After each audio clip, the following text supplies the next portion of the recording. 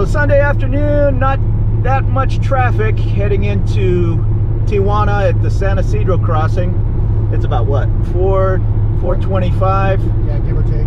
Yeah, we're gonna get off before the last US exit and exchange some money. But not much traffic compared to a weekday. This could be really backed up. All right, so my buddy Robert here, he just exchanged some money.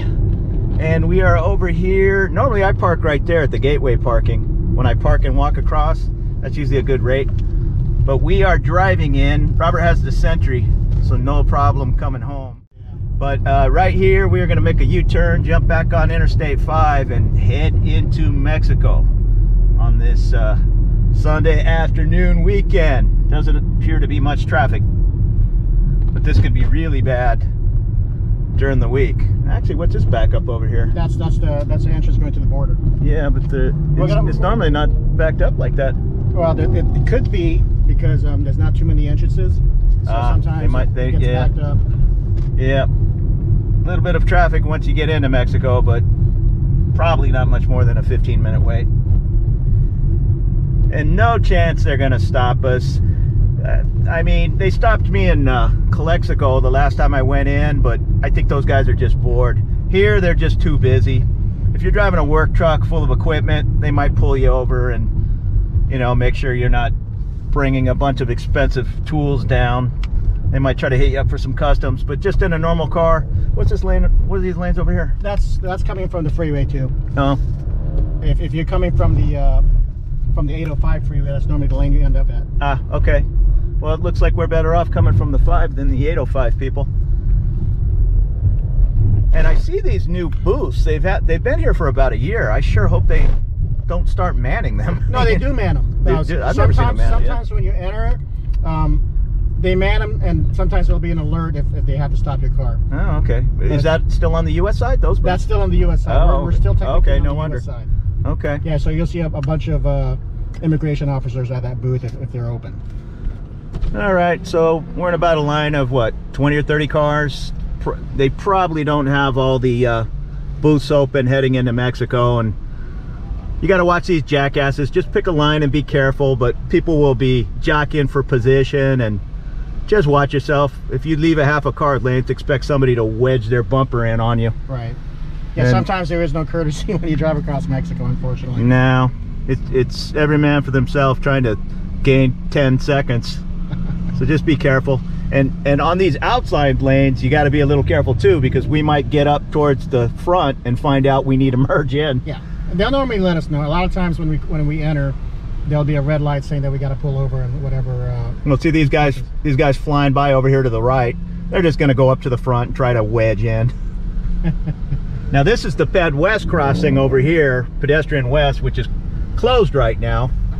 Other than, I think there's a migrant camp set up over here. All the refugees have set up their tents at the Ped West, waiting for their turn at an asylum hearing. Yep, that's right. But this is my favorite way to walk back across, is the Ped West, so hopefully it's open soon.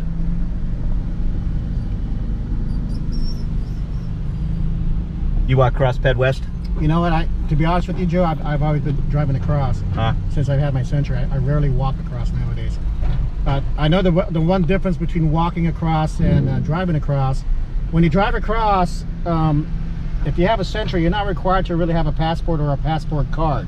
Now, if you are walking across, you are required to have a passport or a passport card along with your Sentry or driver's license. If not, there's a good chance they're going to turn you back and say you need to get it. But of course you have your passport and passport card to get the Sentry, right? You just don't bring it. I just don't bring it because I drive across and the Sentry's good enough, because all I do is I show it at the sensor. Yep. And that's what they look at. And I think they have so much advanced technology now, they could even tell if there's something in your car. Yeah. A lot of times when I drive across, they just ask me what I'm bringing, and that's it, and I cross over. Yeah. I rarely get pulled over for a secondary inspection anymore. They have a Sentry lane at the pedestrian as well. Yes, they do. So in the morning when the pedestrian line, you know, might be a half hour, right, you can just fly across on the Sentry side. Well, my experience with the Sentry with the pedestrian, it's actually quicker than the Sentry driving across. It's normally quicker, you know, but especially on the weekends, If you're driving across on, let's say, a Sunday morning or a Saturday evening, especially, I think tonight there's a big event, a UFC event. Oh yeah, there is a UFC tonight. So sometimes it gets backed up. If you're driving across with a Century on a Saturday night, you're probably going to end up waiting about a half an hour to an hour. You know, which isn't bad. Isn't bad. You might wait 2.5 in the general lane. 2.5 to 3 hours on the general lane, exactly. Yeah. Although I have pretty good luck crossing, I don't know, 11 p.m. to midnight. If you get past 2 a.m., it's busy again, it seems. Yeah. But there's like a sweet spot in there where people are either still partying or they've already crossed at 8 or 9 p.m. Right. Yeah. So see, I see 1, 2, 3, 4. I see 5 lanes closed on the right. But that's why we have a long wait right now. Because a lot of times if these are all open. Yeah, stupid bus. Yeah. They sent them. Yeah. Somebody's driving an old camper or an old school bus. They turned into a ghetto RV or something. You know what, Joe, now that COVID-19, now that people are getting vaccinated, things are starting to slowly getting back to normal, especially people traveling across to Mexico. That's why you're seeing a lot heavier traffic now. And people are traveling down to Playas, Rosarito at this time to get some good seafood. Every one of these license plates is a California plate. Yeah. Now, that doesn't mean they don't have relatives That too. they're heading to visit. I see over here, Puente Hills. Yep. That's LA. Yeah. Oh, they turned the bus around. Yeah. Yeah, they turned the old school bus around. I guess maybe you didn't have a passport or something. Who knows? Or they might be going for secondary. I don't know.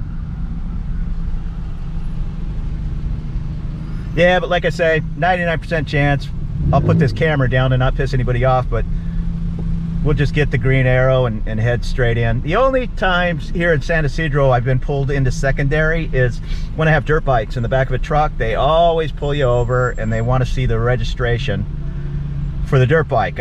I guess to make sure you're not bringing it down for resale, or if you are, they want their customs.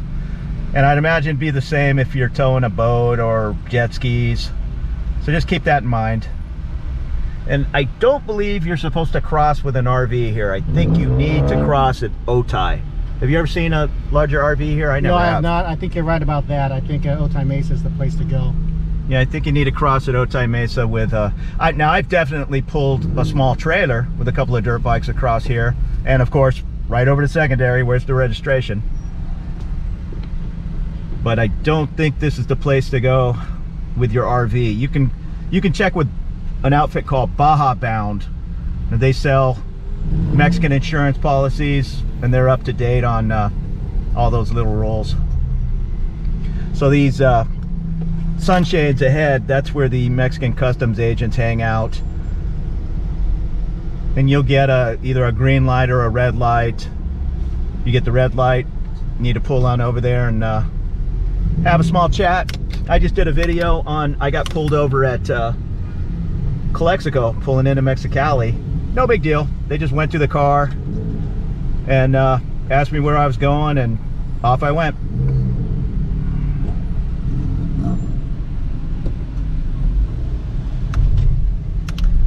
All right, so we just got, I'm gonna put this camera down. We just got the green light, so we pull up here and this will lift up and then merge into this mess. And we're clear to go through, which is a good thing. And up ahead you can see the agents there. I don't see too many cars being pulled over. They're a little bit more mindful in Mexico of keeping the traffic moving compared to the US. They don't care. It can be a 3-hour wait and they'll just take their time. I hear the dogs barking over here. All right, I'm gonna put the camera down. So there's a little drug sniffing dog, I'd imagine. Yeah, that's what it is. So that's it.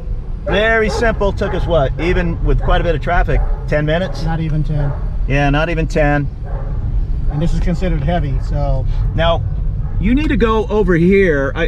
I'm not sure if it's open. If you need to get an FMM visa, you need to kind of merge over here to the right. If you're getting on a sport fishing boat or going diving down in Ensenada, they'll require the FMM visa. So keep that in mind. You might need to pull over at the border and go get it yourself. Now off to the right here is to Playas, straight ahead to the airport and to the central area. So that's where we're heading.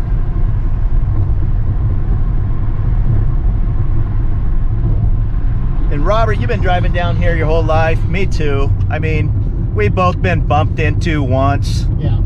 No big deal. I would say it's about the same chances of having an accident in San Diego. Yeah, it's about the same chance. You know, you just have to be more attentive down here because, like I said, they can get a little crazy. They can get a little crazy, but for some reason, you know, I hardly see any accidents down here. So it's just that, just be very mindful of how people drive down here in Tijuana. Yeah, and it's more people racing to and from the border.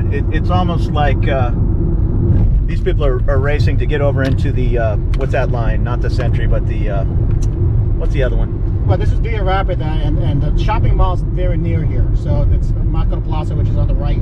But you know what I mean, where you go right here to the, you take that right and you get in that other line.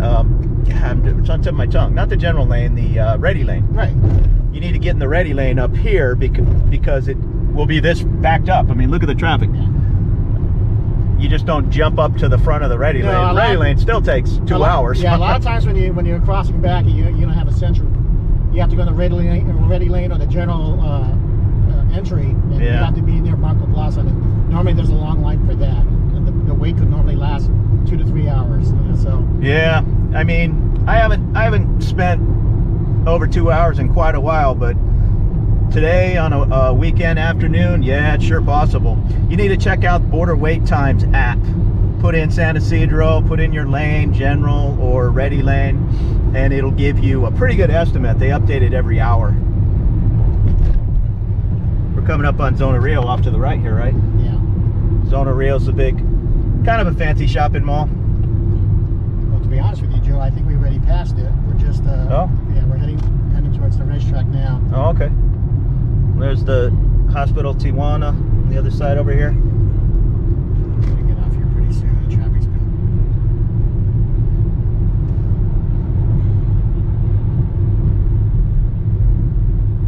But just kind of normal Sunday weekend traffic. But it moves along in its chaotic way.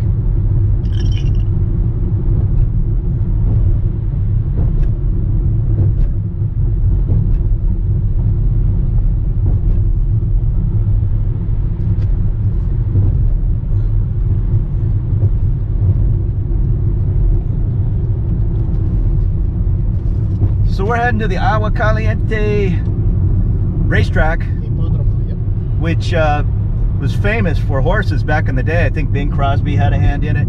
I think they had an Agua Caliente racetrack closer to the border, but it kept flooding. Right. So they moved up on the hill. Hey, La Mansion. Oh, that's the motel. That's a motel. I'm thinking of La Mansion, the restaurant. These are the skyrise units I'm telling you about. These are like apartments, or you could even buy them. These here to the right? To the right. Oh, yeah. So nice condos, maybe a good setup for expats. Yeah. But things aren't that cheap down here anymore, huh? No. I mean, a lot of times now, especially with the area we're heading to, it's, you know, where the Hippodromo is. These are a lot of Mexican people with money. So we're talking lawyers, business people. Now, how are you pronouncing it? I thought it was the Agua Caliente area, but what's this big line over here, I wonder? Oh, this is for the school, but there must be something going on right now. Like handing out food or something? You know, that I don't know. Because normally this is like an elementary school over here. Here's a young girl juggling for her dinner. That's okay. Yeah. Yeah, you'll find a lot of people on these street corners, fire breathers, sword swallowers, jugglers. Exactly. Gotta make a living. Yeah.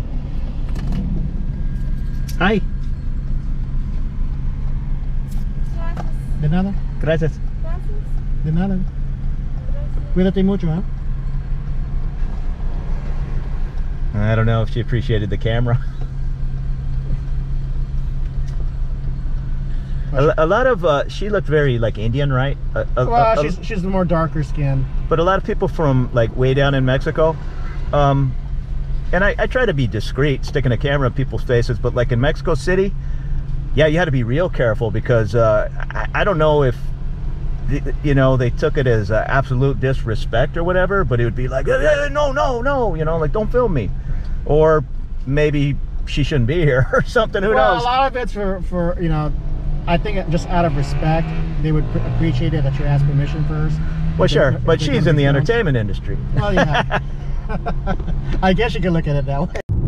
Yeah, so we're heading to the, is it the Agua Caliente racetrack? Is that what it's called? We call it the Hipódromo. I mean, the people in Tijuana call it Hipódromo. Hipódromo? Yeah, which means it's the dog racetrack. It's the most fanciest casino here in Tijuana. So it's the fanciest, what's the casino again? Hipódromo? No, but what's the... Caliente. Oh, okay, Caliente Casinos, like the one at Pueblo Amigo. Yeah. So it's kind of the fancy casino, good sports book. I think they have some table games in there, right? They have table games. They even have all the video games that you would see in the Indian casinos, and in San Diego and also in Las Vegas. So they have everything here. So the Agua Caliente track, which I'll just call it as a gringo, it used to be a famous horse track. I mean, Seabiscuit, all these horses raced there. Bing Crosby, he brought all the Hollywood types down here before they kind of legalized horse racing in California, and then he started Del Mar and all these tracks. Right. But famous horse racing happening at this track, and I think that stopped in the 80s, I think. I don't think they've raced horses there for a while, maybe the 90s. And now it's greyhound racing. Right. Well, they've really did a full remodel of the whole book, the whole casino. And you see right there, it looks like a big palace now. I'd say about 15-20 years ago, it wasn't even like that. Is that the Cholos over here? That's the Cholos Stadium right there to the left. So the Cholos outdoor soccer stadium was like a semi-pro league? No, that's actually the Mexican league. That's actually the highest league they play in Mexico. Oh. They play teams like Chivas, America. You know, oh, I didn't know it was that high. Yeah, they play teams like that. And how much from what I'm hearing, well, 65. No, we pay when we leave. So what, it looks like 65 pesos? What, $3? No, it's only 20. Oh, 20? I thought it said 65. It's 65 for the whole day. Oh, okay. Yeah, so this is a huge parking lot, half empty. Yeah. I'll be honest with you, this is not a hot spot for a lot of people to come gamble, because a lot of them don't know about it. Because a lot of their customers are mainly from the U.S. You know, they come down here for sports betting, whether it's football, baseball, basketball. A lot of them like to gamble near the border. Yeah. You know, so it's easier for them to head back. But if you just want to check out a fancier casino and just chill for at least a few hours, this is definitely the place to check out. And it's not that far from the border. Even if you took a cab, I'd imagine they'd probably bring you here for $7 or $8. Yeah. So you can see a plane taking off there. I mean, the airport's right on the border. So it's not like it's 10 miles inland. Well, maybe it's 10 miles, right? Not even that, I don't think. Yeah. So there's a lot of places to bet in Tijuana, but this is the fanciest, the Caliente Casino.